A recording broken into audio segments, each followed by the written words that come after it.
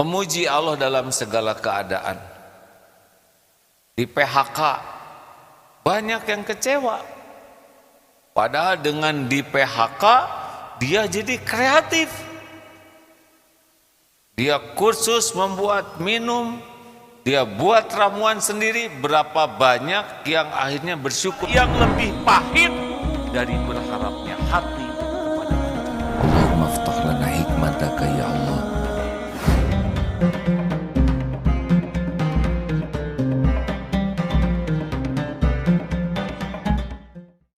Lalu apa yang Allah sukai dari hambanya? Sebetulnya hambanya mau bersyukur atau tidak, memuji Allah atau tidak ada masalah bagi Allah Subhanahu wa ta'ala. Tetapi kalau kita mengakui kemahabaikan Allah, kemahasempurnaan perbuatan Allah, dan kita memuji Allah, maka pujian itu kembali kepada kita. Saya kira ada satu ayat yang tentang pujian kembali kepada dirinya, maaf ya.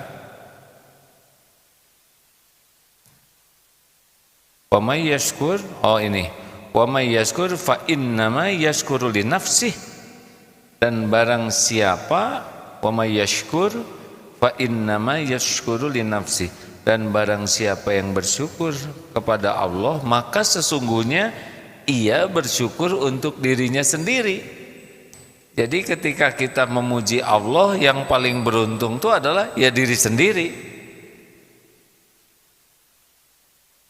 Wa man kafara fa innallaha ghaniyyun hamid. Dan barang siapa yang tidak bersyukur, maka sesungguhnya Allah Maha Kaya, tidak memerlukan apapun Allah itu dari siapapun, lagi Maha terpuji. Jadi saudaraku sekalian, kita ini tidak ada kekurangan apapun dari Allah tuh. Yang membuat kita menderita bukan kurang karunia, yang membuat kita menderita pasti karena kurang bersyukur. Ini sambil duduk begini ya, tidak ternilai karunia yang Allah berikan. Bisa duduk saja nikmat ini. Berapa banyak yang tidak bisa duduk? Nafas itu nikmat. Sudah tahu kan penderitaan orang yang pakai ventilator, betapa susah nafas. Ngangguk itu nikmat. Berarti telinga normal, pikiran normal, otot normal. Berapa banyak yang tidak bisa mengangguk karena tidak terdengar apa-apa. Kedip, sambil duduk begini jantung berdetak, darah mengalir, paru-paru menangkap oksigen, menyebarkan ke seluruh tubuh. Makanan yang tadi sudah dimakan dicerna dengan enzim-enzim tertentu, dicerna masuk ke usus, wah sedemikian rupa, diambil saripatinya, diedarkan ke seluruh tubuh setiap saat tanpa kita sadari sama sekali. Kalau kita harus meminta kepada Allah, repot sekali, karena bahkan kita tidak tahu apa keperluan kita untuk tubuh kita ini. Benar? Jadi kalau kita sengsara, pasti namanya salfok, salah fokus. Fokusnya hanya kepada keinginan, bukan kepada apa yang Allah sudah berikan. Atau kurfok, kurang fokus. Lama-lama gaplok, hadirin, gagal fokus ya.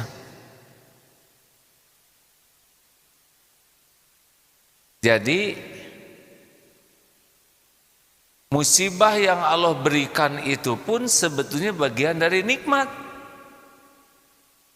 Karena ada kalanya dengan kelapangan kita lupa kepada Allah, Allah buat kesempitan, dan kesempitan itu membuat kita dekat dengan Allah. Masih ingat pesawat terbang? Yang kalau pesawat ini lancar, nonton video, dengar lagu, lupa. Tapi ketika digoyang,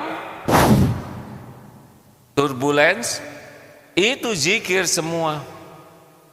Yang rezeki itu adalah yang membuat bisa zikir. Jadi kita sering menyebut musibah, padahal di sana letak juga nikmat. Benarkah? Orang punya tabungan banyak. Dengan tabungan ini merasa terjamin hari tua. Merasa terjamin untuk anak cucunya. Suatu saat ditipu, habis hartanya. Coba, itu nikmat atau musibah ketipu? Saya tahu saudara takut nyebut nikmat, karena takut terjadi ya. Mau nyebut musibah takut salah, nyebut nikmat takut terkabul. Bangkrut, harta tabungannya habis, dia sedih luar biasa. Lambat laun dia menyadari bahwa selama ini Tuhannya itu tabungan. Dia merasa aman dengan tabungan, bukan dengan janji Allah. Dia merasa akan terjaga dengan tabungan. Dan tabungan itu habis dan dia tetap hidup, tetap jalan. Bahkan bisa melihat pemberian-pemberian Allah dari berbagai pintu. Coba itu. Harusnya syukur kepada penipu itu. Karena sudah melepaskan satu Tuhannya, yaitu tabungan. Bukan tidak boleh nabung, tapi jangan menganggap terjamin oleh tabungan. Ini sekarang lagi musim mantap sekarang ya, makan tabungan. Kalau habis tabungan namanya manset, makan aset.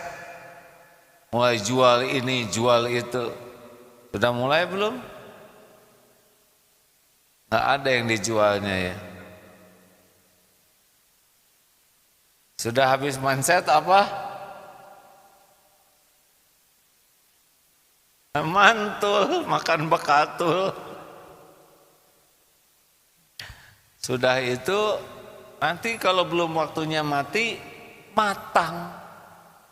Makan utang. Tapi nanti ada yang ngutangin ke kita. Kalau gerakan orang, sudah pakai aja uang saya ini, gitu. Lah, yang membuat dia mau ngutangin orang tidak punya modal siapa? Udah jelas nggak punya apa-apa. Nanti lama-lama yang ngutangin teh nggak tega, udahlah halal, gitu. Kalau sudah matang bagaimana? Matilah.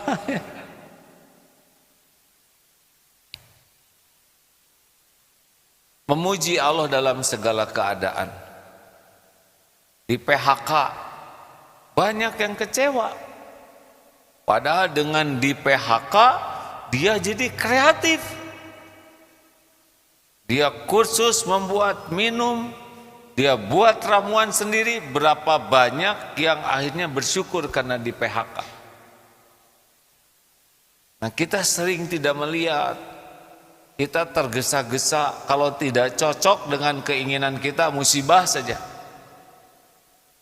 Padahal wa'asa an takrahu syai'aw wa huwa khairul lakum wa'asa an tuhibbu syai'aw wa huwa syarrul lakum wallahu ya'lamu wa antum la ta'lamun. Surat Al-Baqarah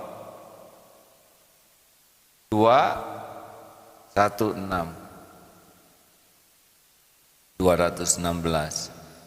Boleh jadi engkau tidak suka padahal baik menurut Allah bagimu, boleh jadi engkau suka padahal buruk menurut Allah. Allah Maha tahu, kalian tidak tahu. Jadi bersyukur kepada Allah tuh jangan hanya pada sesuatu yang kita sukai, Bersyukur kepada Allah dalam sakit juga banyak tuh karunia Allah. Ditipu, ditangkap. Wah, ini ada yang ditangkap KPK. Harusnya syukur. Kenapa syukur? Berhenti dia korupsinya. Kalau tidak ditangkap, masih maling. Ditangkap, berhenti. Uang-uang yang harus ditanggungjawabkan di akhirat, kembalikan, disita, ringan insya Allah. Yang jarang sholat, tahajud, di penjara, tahajud. Yang jarang hafalin Quran, ada tuh kisah orang yang sesudah ditangkap di penjara malah hafal Quran. Kenapa bapak-bapak belum hafal Quran? Karena belum menghafal, hadirin. Bukan belum ditangkap. Ya jadi tegang sendiri, hadirin, karena belum hafal saya juga. Jadi bersyukur itu, memuji Allah tuh jangan hanya pada sesuatu yang kita inginkan, kita sukai, bahkan dalam sesuatu yang kita anggap kepahitan, musibah, boleh jadi di sana lebih banyak nikmat dari Allah. Apa sih nikmat yang paling besar dari Allah? Yang paling besar dari Allah adalah dicopotnya alihah, ilah-ilah, Tuhan-Tuhan yang ada di hati kita. Itu nikmat yang paling besar. Jadi kalau sudah dicopot, kita menuhankan harta, gelar, pangkat, pujian, kekuatan, popularitas, penampilan yang tadinya itu menjadi sandaran kita, relasi atau apalah yang membuat kita merasa aman, terhormat dengan sandaran itu, dan diambil oleh Allah sehingga kita ini tidak lagi menuhankan sesuatu, kembali kepada Allah. Itu nikmat terbesar. Karena inna syirka la zulmun azim.